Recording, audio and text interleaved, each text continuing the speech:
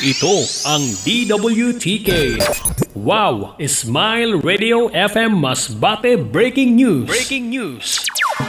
Mainit na sinugat sa mga palakpak sa Milagros sa entablado ang kapamilya actress na si Angeline Quinto. Usad na free concert ang ipinakita sa aktres sa komunidad San Milagros, Masbate kung mayormente nakiritaon sa Pagdangan Festival sa LGU. Naging kaupod ni Angeline sa stage performance sa Mayor Natividad Magbalon antes ang hinimo na fireworks display and buwelto pa sa festival sa lungsod. Mientras nagabi naman sa mga barangay San Pasayaw sa Leon Festival sa munisipyo San Palanas, Mayo 21, 2023. Pinuno ang gabi sa colorful widescreen digital stage sa hinimo na kompetisyon San Palanas Singing Idol. Naging partisiparan sa mga talentado sin pagkanta san mga batanon San Palanas. In connection pa sa Pasayaw sa Leon Festival, dagdag pa nakirtaon ang masasaksihan niya na gabi sa covered court sa sulod sa municipal compound. Obserbado ang maayos na parada sa mga sarakyan sa mandar ni Mayor Rosel Alvarez Iramis envuelto sa nasabi na annual Pasayaw sa Leon. Para sa Wow Smile Radio, Masbate Newsline, ini si Edwin Gadia,